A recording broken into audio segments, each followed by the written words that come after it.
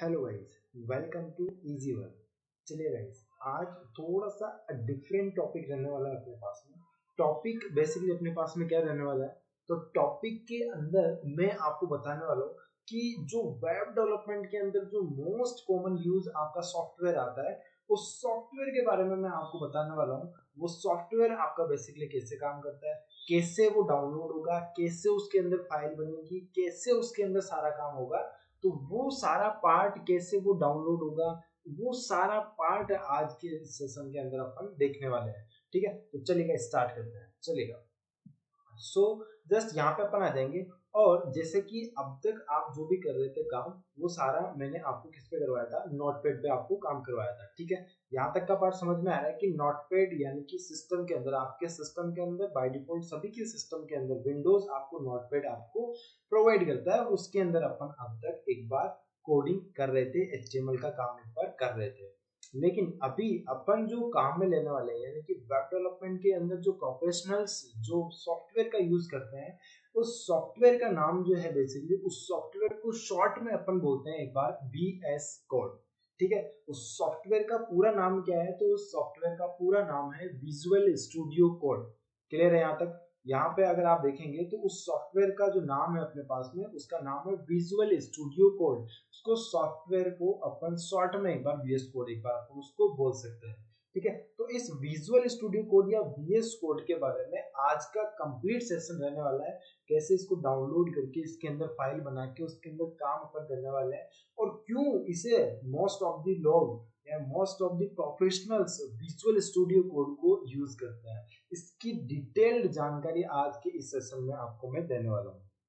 ठीक है, तो चलिएगा एक बार स्टार्ट करते हैं। और अब तक अपन ने नोटपैड यूज किया है और अब अपन VS कोड पे शिफ्ट होने जा रहे हैं, तो क्यों अपने को बेसिकली VS कोड पे शिफ्ट होने की जरूरत है, या फिर क्यों नोटपैड को अपने को छोड़ने की जरूरत है, इसके बारे में आज डिटेल्ड डिस्कशन अपन करने वाले हैं। ठीक है, तो चलेगा अभी अपन एक बार स्टार्ट करते हैं। और देखो, सबसे पहले अब क्योंकि आप एक बार वेब डेवलपमेंट कर रहे हो, तो वेब डेवलपमेंट के अंदर आप वेबसाइट डेवलपर एक बार बनने वाले हो। ठीक है, तो वेब डेवलपर के अकॉर्डिंगली मैं एक बार इस पार्ट को एक बार आपको कंप्लीटली बताऊंगा।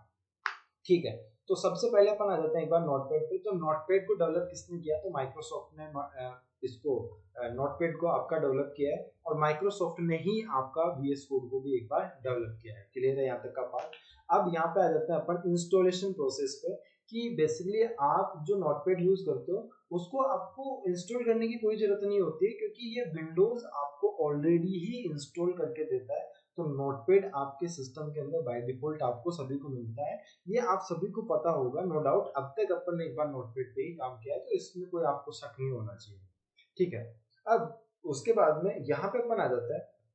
और ये जो अपने पास में VS कोड एक सॉफ्टवेयर जो आता है, ये विंडोज आपको देता नहीं है। इसके अंदर आपको इसको विंडोज के अंदर आपको इस सॉफ्टवेयर को बेसिकली खुद से मैन्युअली, खुद से आपको क्या करना पड़ता है, इसको इंस्टॉल करना पड़ता है। तो इंस्टॉलेशन आपको VS कोड की खुद से करना पड़ेगा। इसकी वेबसाइट के ऊपर जाके आपको VS कोड को डाउनलोड करके फिर आपको इसको इंस्टॉल करना पड़ेगा, तभी जाके ये आपके विंडोज के अंदर चलेगा। यानी कि ये पहले से आपको प्री इंस्टॉल आपको नहीं मिलता है।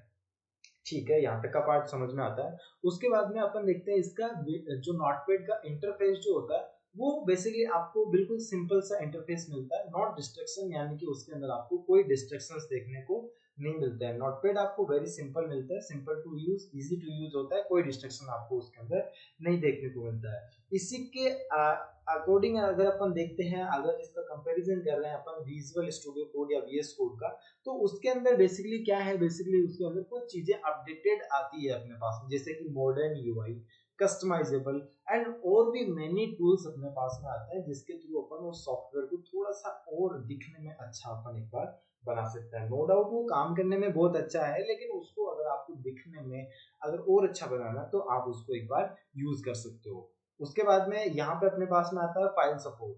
तो फाइल सपोर्ट बेसिकली आपका जो नोटपैड होता है, वो प्लेन सिंपल जो टेक्स्ट फाइल होती है उनको सपोर्ट करता है, और कुछ बेसिक HTML CSS की फाइल्स होती है, उन सभी को भी आपका जो नोटपैड होता है वो नो डाउट आपका सपोर्ट कर लेता है। उसमें कोई दिक्कत नहीं आती है। उसके बाद में अगर अपन यहीं पे अगर विजुअल स्टूडियो कोड की बात करते हैं, तो विजुअल स्टूडियो कोड जो है आपका ऑलमोस्ट 30 से ज्यादा लैंग्वेजेस को आपका विजुअल स्टूडियो कोड क्या करता है, सपोर्ट करता है। अब 30 से ज्यादा लैंग्वेजेस कौन कौन सी होती है, तो फॉर एग्जांपल मैं आपको कुछ लैंग्वेजेस का एग्जांपल बता देता हूँ। लेट्स सी HTML हो गया, CSS हो गया, जावास्क्रिप्ट हो गया, पाइथन हो गया, रिएक्ट.जेएस हो गया, नेक्स्ट.जेएस हो गया, बूटस्ट्रैप हो गया। ये कई सारी अपने पास में लैंग्वेजेस होती है जिनको आपका VS कोड क्या करता है, बेसिकली सपोर्ट करता है। और इसी केस में अगर यहाँ पे अपन जो आपके पास में नॉर्मल नोटपैड जो आता है वो आपका बेसिकली इस चीज को सपोर्ट नहीं कर पाता है, या फिर इसके अंदर आपके लिए काम करना थोड़ा सा डिफिकल्ट, थोड़ा सा टफ आपके लिए हो सकता है। ठीक है, तो यहाँ तक का पार्ट आप सभी को समझ में आ रहा होगा, आई होप। ठीक है, चलिएगा नेक्स्ट अपन चलते हैं। और नेक्स्ट अपने पास में जो टॉपिक है वो अपने पास में सिंटेक्स हाइलाइटिंग, यानी कि नॉर्मल जो नोटपैड जो होता है अपने पास में उसके अंदर आपको कोई भी हाईलाइट आपको नहीं होगा। अगर आप कुछ गलत कर रहे हैं तो भी आपके पास में कोई हाईलाइट नहीं होगा, अगर आप सही कर रहे हैं तो भी आपके पास में कोई सा भी पार्ट आपके पास में सिंटेक्स की अगर कोई भी एरर होगी तो वो आपको हाईलाइट नहीं होगी। अब सिंटेक्स एरर क्या होती है, तो सिंटेक्स एरर बेसिकली कोई कहीं पे कोमा रह गया, कहीं पे आपने कोलन लगा दिया, कहीं पे आपने एक्सक्लेमेशन मार्क लगा दिया, कहीं पे आपने लेफ्ट एंगल राइट एंगल को लगाना भूल गए, तो इस पार्ट को अपन बोलते हैं सिंटेक्स एरर। ठीक है, या फिर सिंटेक्स हाइलाइटिंग। तो नोटपैड आपको सिंटेक्स हाइलाइटिंग बिल्कुल नहीं करता है, जबकि यहाँ पे विजुअल स्टूडियो के अंदर आपके पास में हर तरीके की लैंग्वेज के अंदर सिंटेक्स को हाईलाइट करता है आपको कौन, VS कोड। VS कोड के अंदर आप कुछ भी एरर करने लगेंगे तो आपको VS कोड वहीं पे आपको सजेस्ट करने लगता है कि नहीं नहीं नहीं भाई साहब आपने यहाँ पे क्या करिए, गड़बड़ करिए। तो VS कोड आपको क्या करता है, बेसिकली सजेशन करता है, सजेस्ट करता है उसको, जहां पे आप गड़बड़ करते हो वहां पे आपको सिंटेक्स हाईलाइट बेसिकली वहां पे कर देता है। तो विजुअल स्टूडियो कोड थोड़ा सा इस मामले में आपके पास में आगे है। उसके बाद में अपने पास में टॉपिक आता है ऑटो कंप्लीशन। ऑटो कंप्लीशन का यहाँ पे क्या मतलब है, ऑटो कंप्लीशन का मतलब है कि लेट्स से आपने कोई भी कोड स्टार्ट किया, कोई भी टैग आपने लिखना स्टार्ट किया, तो वो बेसिकली आपका जो नोटपैड के अंदर होता है, नोटपैड के अंदर आपका ऑटो कंप्लीट नहीं होता है, ना कोई सजेशन होता है कि ये टैग आपने स्टार्ट किया तो आपको इसको क्लोज करना है। इसी तरीके से आपके पास में ये इंटेलिजेंस और स्मार्ट सजेशंस आपका विजुअल स्टूडियो कोड हमेशा रखता है। जैसे आप कोई टैग को स्टार्ट करेंगे तो वो आपको बोलेगा कि क्या आप इस टैग को क्लोज करना चाहते हैं या फिर नहीं करना चाहते हैं। ये विजुअल स्टूडियो कोड जो होता है ये थोड़ा सा अपने आप को स्मार्टली हैंडल करता है। ठीक है, तो यहाँ तक का पार्ट भी आपको समझ में आ गया होगा। उसके बाद में आता है अपने पास में next topic, theme. Theme basically क्या होती है, तो थीम नोटपैड के अंदर अपने पास में कोई थीम नहीं मिलती है, ये थीम्स को बेसिकली सपोर्ट भी नहीं करता है। तो नोटपैड के अंदर जैसा आपको नोटपैड के अंदर एक ब्लैंक पेपर मिलेगा, ब्लैंक पेज मिलेगा, उसके अंदर आप क्या करेंगे, सिंपल टेक्सटिंग करने वाले हैं, या आप जो भी अपनी फाइल का HTML का, CSS का या .txt फाइल का आप काम करते हैं वो सारा काम आप बेसिकली यहाँ पे करते हैं। इसी तरीके से अगर यहाँ पे विजुअल स्टूडियो कोड के अंदर आकर अपन आके देखेंगे तो यहाँ पे अपने पास में कुछ थीम्स के अकॉर्डिंग आप क्या कर सकते हैं, काम कर सकते हैं। जैसे कि light theme, dark theme, custom themes, कुछ इन तरीके की थीम्स को आप क्या कर सकते हैं, अपने VS कोड में आप इंपोर्ट कर सकते हैं, जिससे VS कोड आपका दिखने में थोड़ा सा अच्छा हो जाएगा। ठीक है, यहाँ पे अपन आ जाता है एक्सटेंशंस और एड ऑन्स। ठीक है, तो जस्ट यहाँ पे अपन आके देखेंगे तो आपका जो नोटपैड होता है, नोटपैड के अंदर आपके पास में कोई किसी तरीके का एक्सटेंशन आपको नहीं मिलता है। ठीक है, तो उसके थ्रू आपका थोड़ा सा काम करने का जो टाइम है वो आपका थोड़ा सा बढ़ सकता है, जबकि यहाँ पे अपने पास में थाउजेंड ऑफ एक्सटेंशंस आपको मिल जाएंगे विजुअल स्टूडियो कोड के अंदर। फॉर एग्जांपल लाइव सर्वर हो गया और प्रीटियर हो गया, ये कुछ एक्सटेंशन होते हैं जो कि आपकी कोडिंग जर्नी को थोड़ा सा इजी, थोड़ा सा आसान, थोड़ा सा फास्ट बनाने का आपका काम करता है। इन सभी एक्सटेंशंस को भी मैं आपको प्रैक्टिकली यूज करके दिखाऊंगा, लेकिन अभी के लिए सिंपल आपको थ्योरेटिकली ये पता होना चाहिए कि आपका नोटपैड वर्सेस VS कोड दोनों में बेसिकली जो मेन कॉमन डिफरेंस जो होता है वो क्या होता है, ताकि अपन नोटपैड को क्यों छोड़ेंगे और VS कोड को अपन क्यों यूज करेंगे, ये सिंपल आपको एक बार पता होना चाहिए। उसके बाद में अपने पास में टॉपिक है डीबगिंग टूल। तो डीबगिंग टूल्स के लिए अपने पास में नोटपैड के अंदर कोई तरीका नहीं होता अपने पास में, जबकि यहीं पे अपने पास में इनबिल्ट डीबगर एंड टर्मिनल अपने को VS कोड के अंदर मिलता है। अब ये इनबिल्ट डीबगर क्या होता है, इनबिल्ट डीबगर का मतलब होता है कि नोटपैड के अंदर या VS कोड के अंदर, सॉरी VS कोड के अंदर जब भी अपन कोड करते हैं तो यहाँ वहां पे अपन इंस्टेंटली क्या कर सकते हैं, किसी भी कोड को अपन गलत कर रहे हैं तो वहां पे अपने को सजेशंस और हाइलाइट्स के थ्रू अपन क्या कर सकते हैं, उसको उसी टाइम पे डीबग करके उसको सही कर सकते हैं। अब डीबग क्या होता है, तो डीबग बेसिकली अपने पास में कोड के अंदर जो भी गड़बड़ होती है या कोई भी गलत कोड होता है उसको अपन बोलते हैं बेसिकली बग, और उसको अपने जो सही करते हैं उसको बेसिकली अपन बोलते हैं डीबगर। ठीक है, तो डीबगिंग भी अपन क्या कर सकते हैं VS कोड में कर सकते हैं। नेक्स्ट थिंग है अपने पास में यहाँ पे टर्मिनल। तो टर्मिनल बेसिकली अपन किसे बोलते हैं, टर्मिनल अपने VS कोड के अंदर ही एक जो होता है प्रॉब्लम्स को फाइंड करने का एक अपने पास में वर्किंग एरिया आता है। इसको भी मैं एक बार प्रैक्टिकली जब अपने पास में आएगा एक बार उस टाइम पे आपको एक बार मैं एक्सप्लेन करूंगा।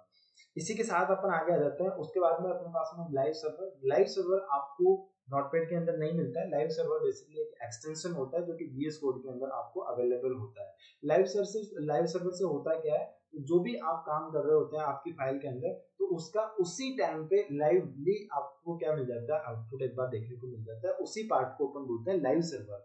यानी कि जैसे जैसे आप कोड करते जा रहे हैं वैसे वैसे आपको आउटपुट दिखता जा रहा है, उसी यानी उस सेम टाइम पे आपको आउटपुट दिखता जा रहा है, उसी को अपन बोलते हैं लाइव सर्वर। उसके बाद में अपने पास में वर्जन कंट्रोल सिस्टम, जो कि अपने नोटपैड के अंदर सपोर्ट नहीं होता है, और वहीं पे आपका गिट इंटीग्रेशन बिल्ट इन, यानी कि गिट जो होता है ऑलरेडी VS कोड के अंदर आपका बिल्ट इन आपको मिलता है। ठीक है, तो यहाँ पे गिट का सपोर्ट आपको नोटपैड के अंदर देखने को नहीं मिलेगा। उसके बाद में परफॉर्मेंस, तो परफॉर्मेंस वेरी फास्ट होती है नोटपैड की। क्यों होती है, क्योंकि बहुत ही लाइट वेट आपका नोटपैड होता है, बहुत ही कम स्पेस आपके सिस्टम का लेता है, इसलिए बहुत ही फास्ट चलता है, बहुत ही लाइट वेट होता है, और इसके अंदर बाकी की सारी चीजें भी नहीं होती है, इसलिए ये थोड़ा सा फास्ट चलता है।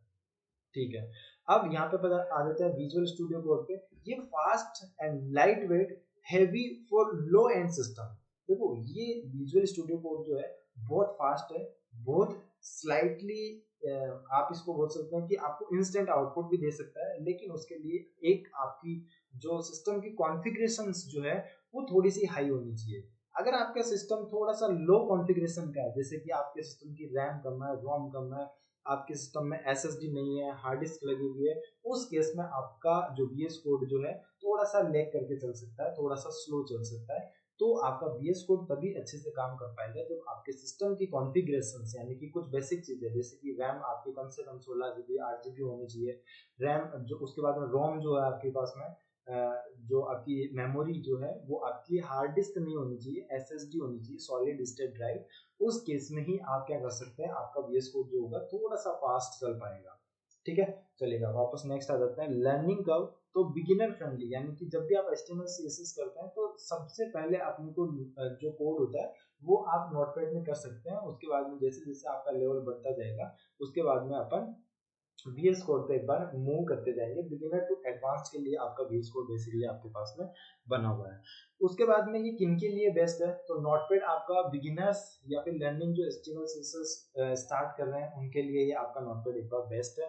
उसके बाद में ये विजुअल स्टूडियो कोड किन लोगों के लिए बेस्ट है, तो जितने भी फुल स्टैक डेवलपर्स होते हैं या फिर एडवांस कोडिंग प्रोजेक्ट्स जो काम करते हैं उन सभी के लिए आपके पास में विजुअल स्टूडियो कोड बहुत ही बेस्ट एंड सुपर सुपर आपका आपके पास में कौन सा है सॉफ्टवेयर अपने पास में विजुअल स्टूडियो कोड कोड। उसके बाद में अपने पास में क्रॉस प्लेटफॉर्म, तो ये आपके पास में विंडोज ओनली के अंदर आपको अवेलेबल मिलता है। उसके अलावा जो विजुअल स्टूडियो कोड जो होता है, विजुअल स्टूडियो कोड आपको विंडोज के अंदर भी मिल जाएगा, मैक यानी एप्पल के सिस्टम में भी मिल जाएगा, और लाइनक्स सिस्टम्स के अंदर भी आपको विजुअल स्टूडियो कोड को आप डाउनलोड करके रन कर सकते हो। क्लियर है यहाँ तक का पार्ट। उसके बाद में कस्टमाइजेशन। कस्टमाइजेशन के अंदर आप नोटपैड के अंदर कोई किसी तरीके का कस्टमाइजेशन नहीं कर सकते हो, जबकि विजुअल स्टूडियो के अंदर आप अपने अकॉर्डिंगली कुछ भी चीजें कस्टमाइज कर सकते हो। उसकी थीम कलर चेंज करना है, उसके फॉन्ट साइज करना है, उसकी फाइल का आइकन चेंज करना है, आपको बहुत सारे तरीके के कस्टमाइजेशन आपको वहाँ पे मिल जाते हैं। उसके बाद में कम्युनिटी सपोर्ट, तो वेरी लिमिटेड, या फिर मैं ये बोल सकता हूँ कि कोई कम्युनिटी सपोर्ट आपको नहीं मिलेगा। नोटपैड की फाइल आपको मिल जाएगी, उसके अंदर आपको जो करना है वो कर सकते हो, उसके अलावा आपको कोई कम्युनिटी सपोर्ट आपको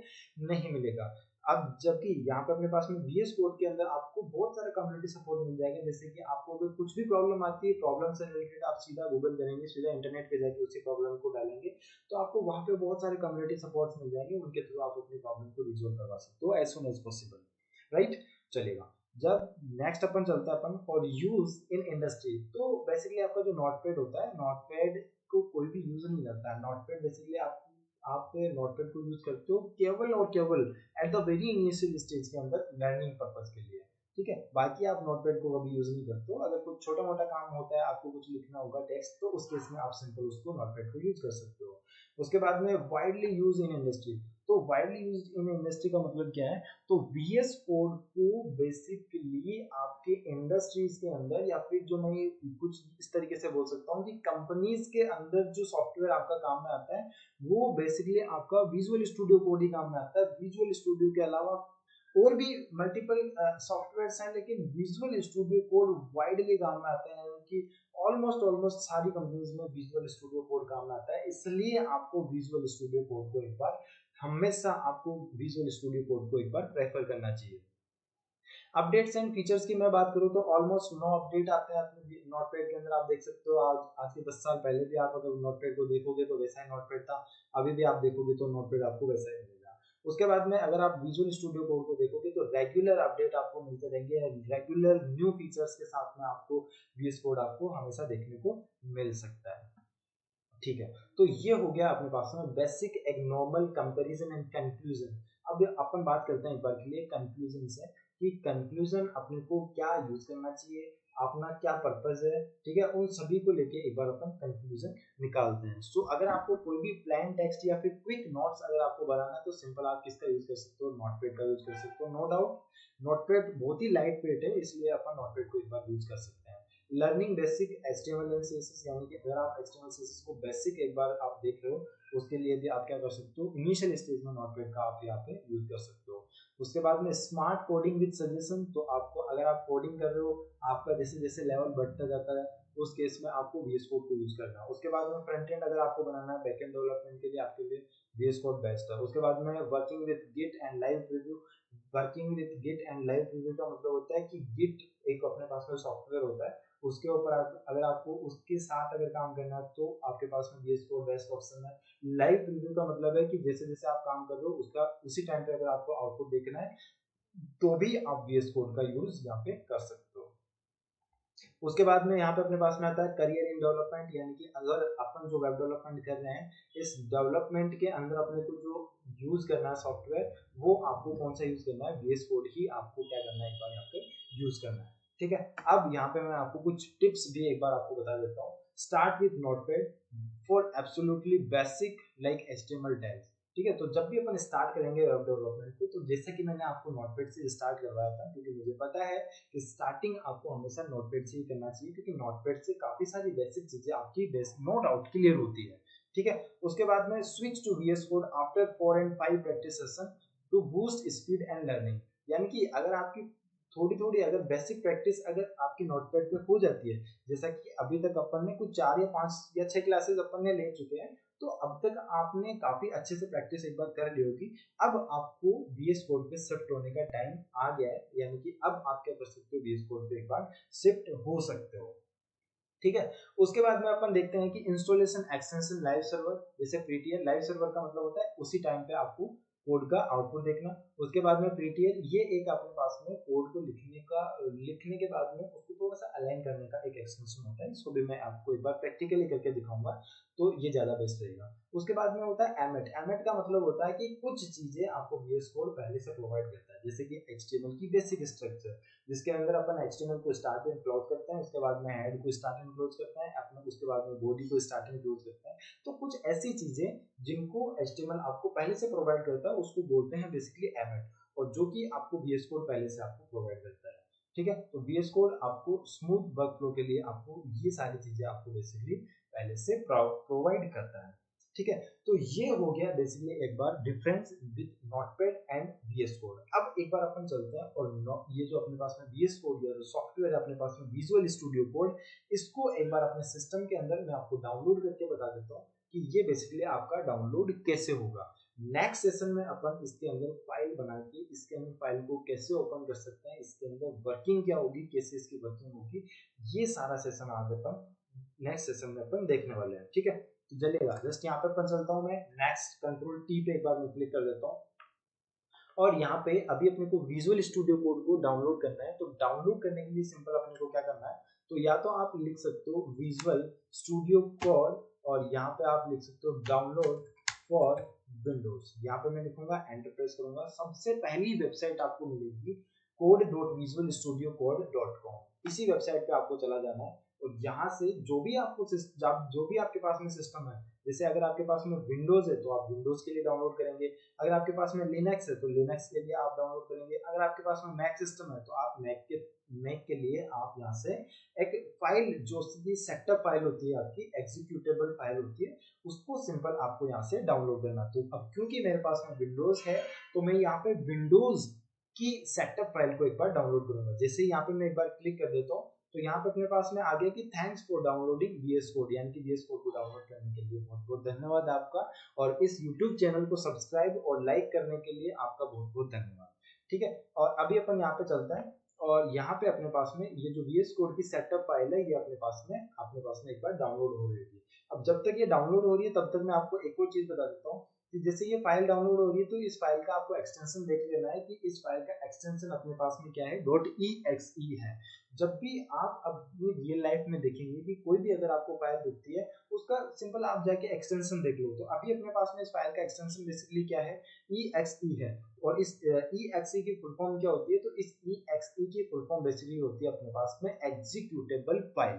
ठीक है, चलेगा, तो ये अपने पास में एक बार फाइल आ गई अपने पास में। अब यहाँ पे अपन चलते हैं और ये जो अपने पास में फाइल है इस पे मैं जैसे क्या करूंगा, डबल क्लिक करूंगा। डबल क्लिक क्यों करूंगा, क्योंकि इस सॉफ्टवेयर को मेरे को इस अपने सिस्टम में डाउनलोड करना है।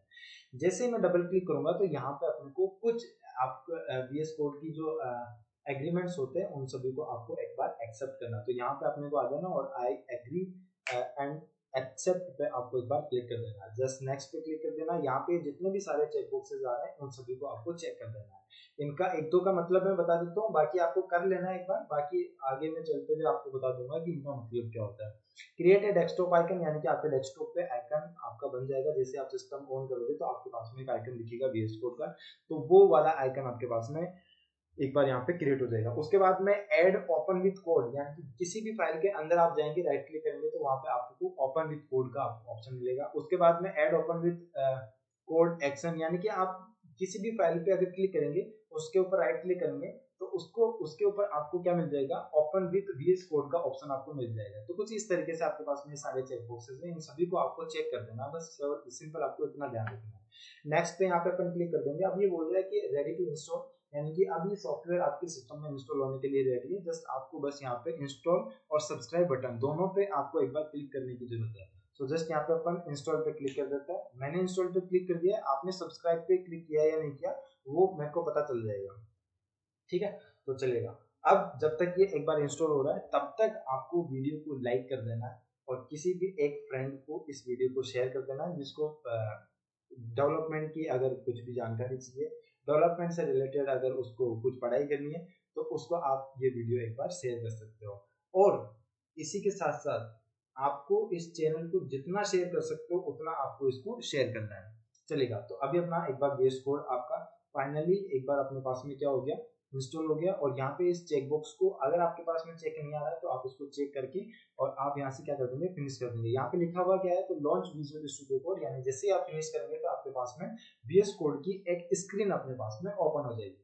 चलेगा, मैं यहाँ पे फिनिश पे एक बार क्लिक कर देता हूँ। जैसे ही मैं फिनिश पे क्लिक करूंगा तो यहाँ पे अपने पास में VS कोड की एक बार अपने पास में स्क्रीन अपने पास में एक बार ओपन हो जाएगी। और ये स्क्रीन आपके सामने कुछ इस तरीके से ओपन नहीं होगी। तो जस्ट यहाँ पे एक बार मैं चलता हूँ एक बार VS कोड, और VS कोड पे आने के बाद में मैं जस्ट यहाँ से चलता हूँ एक बार और लेट्स सी, इसको मैं एक बार ओपन कर लेता हूँ। तो VS कोड की जो स्क्रीन आएगी आपके सामने वो कुछ इस तरीके से आएगी। लेट्स सी, एक बार मैं ओपन कर देता हूँ इसके अंदर। ठीक है, तो कुछ इस तरीके से अपने पास में ये VS कोड स्क्रीन आएगी। अब इसको देख के आपको डरना बिल्कुल भी नहीं है, इसके अंदर बिल्कुल जीरो से कैसे फाइल बनाना है वो सारी वर्किंग में आपको एक बार आने वाले सेशन में बताने वाला हूँ। तो यहाँ तक के पार्ट में अगर आपको कुछ भी डाउट हुआ हो या फिर आपको कुछ डाउट है तो आप जस्ट नीचे कमेंट बॉक्स के अंदर आपको कमेंट बॉक्स दिख रहा होगा, उस कमेंट बॉक्स के अंदर आपको कमेंट कर देना है कि I have a doubt for downloading VS code. अगर आपको कोई डाउनलोड नहीं है और आपका VS कोड सक्सेसफुली डाउनलोड होकर आपके सिस्टम में रन हो गया तो आपको यहाँ पे कमेंट बॉक्स के अंदर कमेंट करना है I have successfully downloaded my VS code in my system. Clear? या फिर आप अपने अकॉर्डिंगली कुछ भी यहाँ पे कमेंट कर सकते हैं ताकि मुझे पता चल जाए कि आपने अपने सिस्टम के अंदर VS कोड को डाउनलोड कर लिया है। चलिए guys, thank you so much, that's it for the day. And again आप सभी को ध्यान रखना है, वीडियो को लाइक करना है, चैनल को सब्सक्राइब करना है, और as possible as you can आपको इस वीडियो को शेयर करना है। Thank you so much guys.